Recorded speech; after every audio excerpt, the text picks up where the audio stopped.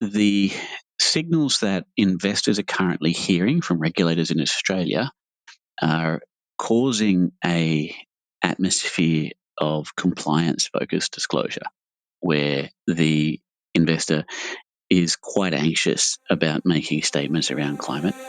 Welcome to The Greener Way. I'm your host, Rosemary Petrus, Senior Journalist at FS Sustainability. We are recording on Gadigal land. We pay our respects to traditional custodians of country and elders past, present and emerging. The Investor Group on Climate Change, an organisation with members managing more than $35 trillion globally, is holding its annual Climate Finance and Investment Summit on the 7th and 8th of November at the Sofitel in Melbourne. To give a sneak peek, we have Duncan Paterson, Director of Investor Practice at the IGCC, on the show today. Welcome to the show. Thanks, Rose. Pleasure to be here. Today, we're going to talk about mandatory climate reporting, the most significant challenge and opportunity for Australia to open the door wider to green investment. But first, what can attendees expect from the IGCC conference? Rose, we're really excited about this year's summit. IGCC Summit is uniquely focused on the intersection of climate and investment. So it brings together a powerful network of institutional investors. We have policymakers, industry associations, academics. We're all committed to the same broad cause, which is shaping the future of climate finance. This year, we're focusing right down on that Mission 1.5 degrees theme. It's all about uniting efforts to maintain momentum toward achieving those critical climate goals. And the efforts are super important at the moment because there are a lot of counter efforts out there. We've seen significant groundwork laid in recent times with initiatives like mandatory disclosure, climate taxonomies at our friends at ASFI, and of course, national physical risk assessments. So now the challenge is turning some of these foundations and reporting and policy and transparency into concrete action across the whole industry. We've recently announced keynotes from Chris Bowen and Matt Keane, and this is really one of the features of the IGCC Summit each year because it's recognised as sort of the lead climate event where we're lucky to be supported by quite high-profile speakers that can provide real market-leading insights to our attendees. We're also reaching out across the political spectrum. We have a keynote panel featuring independent MPs, Zoe Daniel, Kate Cheney and Dr. Monique Ryan. So we're really looking at an exciting and engaging lineup. And we're certainly very excited to attend. Now, let's talk about mandatory climate reporting. How can we ensure that climate reporting goes beyond a mere compliance exercise and provides investors and stakeholders with genuinely useful and actionable information? Yeah, that's a great question, Rose, and it's honestly been one of the key concerns of our members over the last 12 months. Of course, IGCC is very supportive of mandatory climate disclosures. It's a topic that we have been actively campaigning for a number of years. So we're really excited to see the work that's gone into this process. We're very pleased with the consultation that's been carried out by the department. And in the most recent iterations of the regulations that have just been released, we're very pleased to see that some of the concerns we were passing on from our members, particularly around topics like international interoperability of some of these standards, have been taken into account and are there making life a little bit easier for reporters.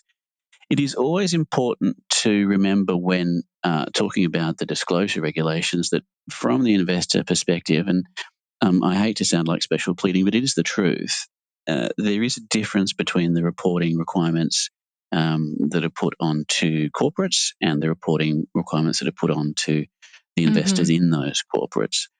Essentially, investors are the recipients of the published information on climate performance by companies, and they're reliant on the quality of that data that is reported by companies.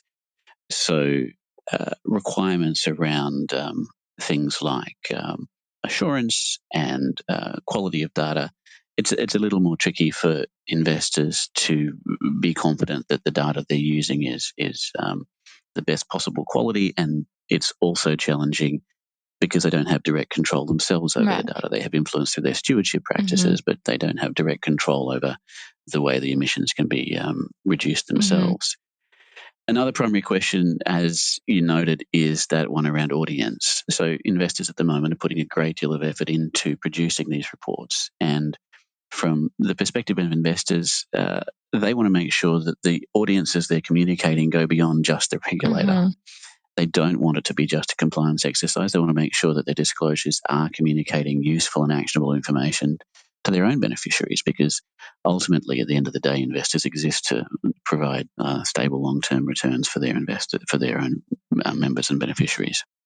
Now, investors face a unique challenge of understanding financed emissions.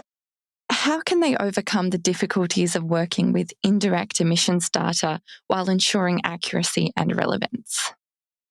Yeah, this is a really interesting challenge for investors at the moment, Rose.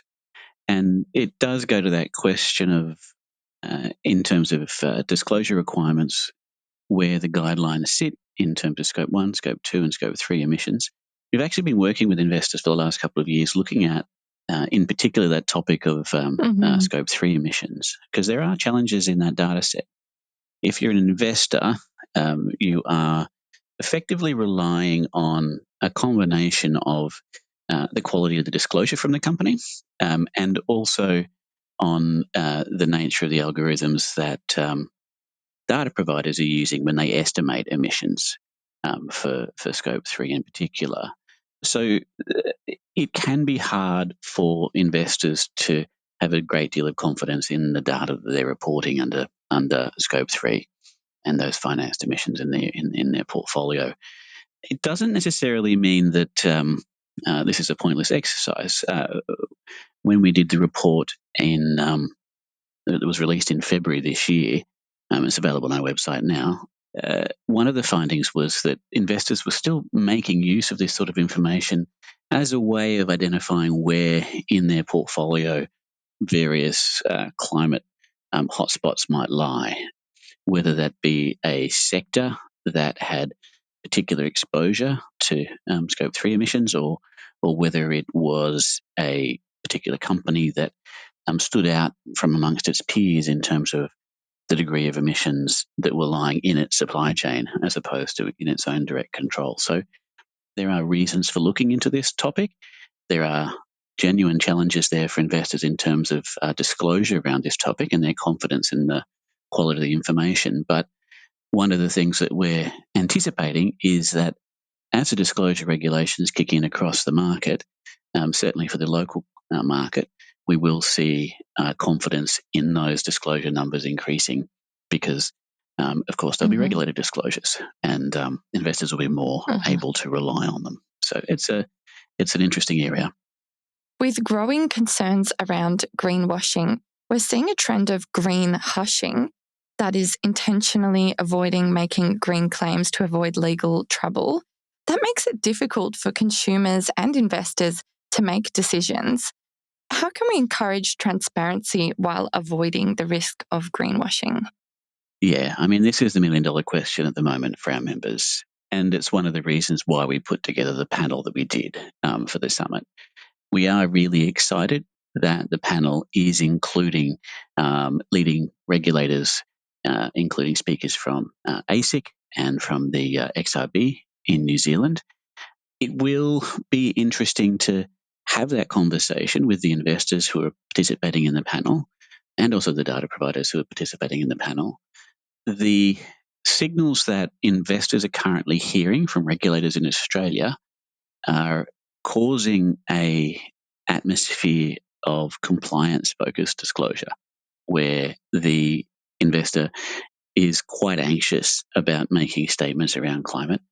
We have had conversations with the Australian regulators.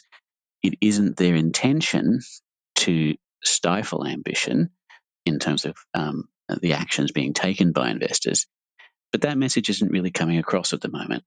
So it's really a matter, I think, of ensuring that the regulators' messages are coming across accurately to investors, but also that the regulators are listening to the messages that are coming their way from investors. Because really, if you're in the climate team at the moment of a major superannuation fund, there is a really, really strong focus on ensuring that compliance teams are looking over all of your disclosures, and it makes it quite challenging to have really strong statements of ambition. We do contrast that to an extent with the approach that's been taken in New Zealand, where there has been more of a sort of learning by doing kind of approach and less of a focus on direct regulatory oversight. And that is something we'd like to see a bit more of in Australia, acknowledging, of course, that the introduction of the mandatory reporting requirements in New Zealand haven't been without their own challenges, particularly around the question of data assurance. So lots more work to be done in this area, but we're really excited by the panel session that we've got. We've got excellent speakers, and I think the audience will come away with a much better appreciation of the positions and the roles of the different stakeholders in that process. The IGCC's annual Climate Finance and Investment Summit will be held on the 7th and the 8th of November at the Sofitel in Melbourne. Duncan, where can people book their tickets? We would love people to jump onto our website, which is www.igcc.org.au. The tickets can be bought directly from the website. And I look forward to seeing everybody there. Thank you so much for your time today. Thanks, Rose. It's been great. Until next time, I'm Rosemary Petrus, and thank you for listening to The Greener Way. The Greener Way podcast is a product of FS Sustainability, a show about people, the planet, and investing in our collective future. All information in this podcast is for education and entertainment purposes only. The Greener Way podcast gives listeners access to information and educational content provided by discussing numerous financial sustainable options and our featured guests. It is not intended as a substitute for professional, legal, or tax advice. The hosts of The Greener Way are not financial professionals and are not aware of your personal financial circumstances. Before making any financial decisions, you should read the product disclosure statement and, if necessary, consult a licensed financial professional. For more information, head to the disclaimer page on the FS Sustainability website, fssustainability.com.au.